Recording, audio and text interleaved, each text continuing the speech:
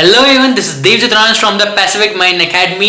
एचआईएमटी के ऊपर हमारी एक वीडियो आ चुकी है पहले ही, बट अब आज की इस वीडियो में हम देखेंगे कैसे इसका फॉर्म भरना है एंड कैसे करेंगे हम फॉर्म फिलिंग। तो चलिए इस वीडियो को स्टार्ट करते हैं, देखते हैं कि जो भी इनके फॉर्म से रिलेटेड जो भी डाउट्स आ रहे हैं, फिर चाहे तो वो आईएमए का फॉर्म भरना हो या तो फिर इनका एचआईएमटी का फॉर्म भरना हो, क्या करना है क्या नहीं करना, हर एक तरीके का डाउट जो है यहाँ पे क्लियर हो जाएगा। इस वीडियो को अंत तक देखिएगा, सारी की सारी चीजें आप क्लियर हो जाएंगी। बट फिर भी स्टिल कोई भी डाउट अगर रहता है तो नीचे आप कमेंट सेक्शन में पूछ सकते हैं।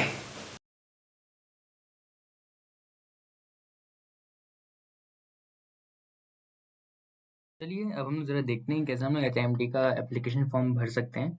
सिंपल है, ज़्यादा दिक्कत नहीं है, बट हाँ यहाँ पे बच्चों को कन्फ्यूजन जो है बहुत ज़्यादा देखने को मिल रही है, तो सारी चीज़ें हम लोग क्लियर करते हैं एक एक करके। सर्च बार पे जाना है, आपको सिंपली सर्च करना है एचआईएमटी, सिंपल बस एचआईएमटी आप सर्च कर दीजिए, क्लिक कर दीजिए।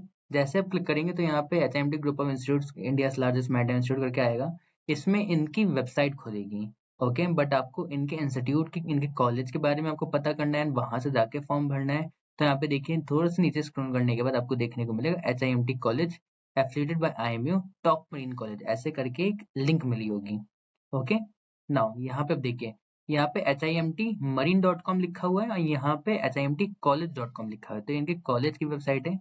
क्लिक करिए, क्लिक करने के बाद जो है यहाँ पे आपको सारी चीजें मिल जाएंगी, इनके एफिलिएशंस, इनके कैसे क्या क्या हैं, IDs affiliated by IMU, DGS, सारी की सारी चीजें, इनके कोर्सेज के बारे में पूरा का पूरा करिकुलम जो है मिल जाएगा। अभी यहाँ पे आपको साफ तौर पे देखने को मिल रहा है IMEC diploma in nautical science, DNS in cadet programme, Indian cadet programme, ये आपको देखने को मिल रहा है यहाँ पे। नाउ यहाँ पे आपको कंफ्यूज नहीं होना है, सिंपली यहाँ पे कॉर्नर पे जाना है, अप्लाई नाउ पे क्लिक कर देना है।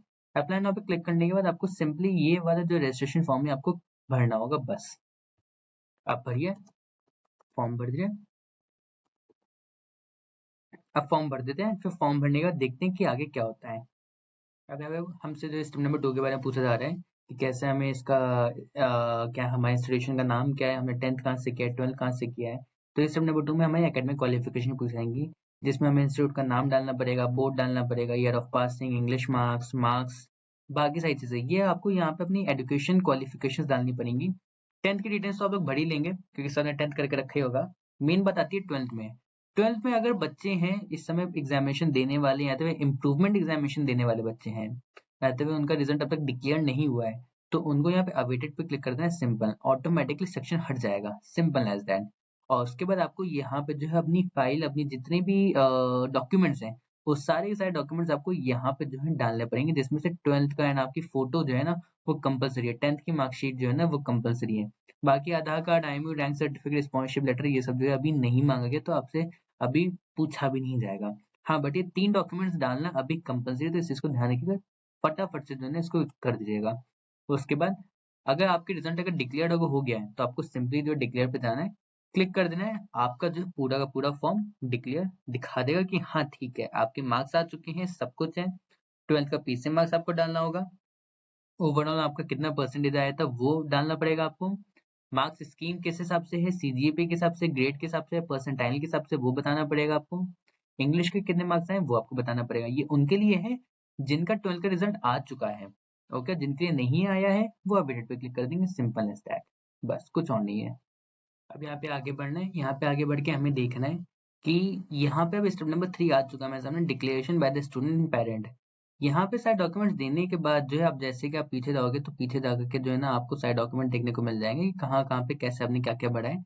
मैंने जैसे एग्जाम्पल के तौर पे मैंने यहाँ पे सारी चीजें मैंने भरी हुई हैं, बाकी कुछ भी नहीं है। मैंने एज ए स्टूडेंट की तरह अपेयर किया कि 2023 में 10th कंप्लीट किया एंड 2025 में जो है मैं एग्जामिनेशन देने वाला हूँ, जो कि एक नॉर्मल स्टूडेंट का तरीका है।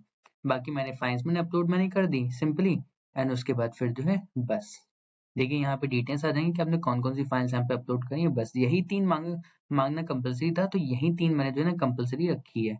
देखिए 12th का सर्टिफिकेट जो भी मैंने डाला है, उस 12th के सर्टिफिकेट में जो है यहाँ पे 1 MB पूछा गया था, और यहाँ पे मैंने 84 KB में कंप्रेस करके ऑनलाइन जाके कंप्रेस किया एंड कंप्रेस करके जो है ना वो फाइल बन गई है। ओके, एंड मैंने वही फाइल को जो है ना मैंने यहाँ पे अपलोड मैंने किया हुआ है।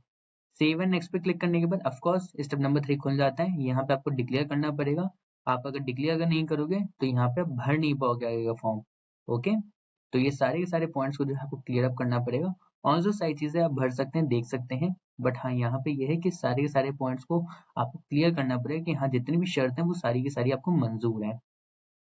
नाउ यहाँ पे कर लिया। अब इनकी आती है एप्लीकेशन फॉर्म की fees, and the fees is only and only 99 rupees, 99 रुपए की फीस है। जब आप 99 रुपीज की फीस आप दे देंगे तो ऑनलाइन प्रोटोकॉल सारी चीजें हो जाने के बाद जो है फिर फाइनली स्टेप नंबर 5 में जो है आप यहाँ पे इनका पीडीएफ आते हो, इनका ऑफिशियल एप्लीकेशन फॉर्म जो आप देख सकते हैं। जैसे ही आप यहाँ पे फीस भर देते हैं तो फीस भरने के बाद जो है यहाँ पे आपको जब स्टेप नंबर 5 जब आता है तो स्टेप नंबर 5 में जो है यहाँ पे पूछा जाता है, कहा जाता है कि your form has been submitted and it is under the review, ऐसा करके आता है। मैं आपको अभी स्क्रीनशॉट दिखा सकता हूँ, तो स्क्रीनशॉट जरा देख लीजिएगा आप।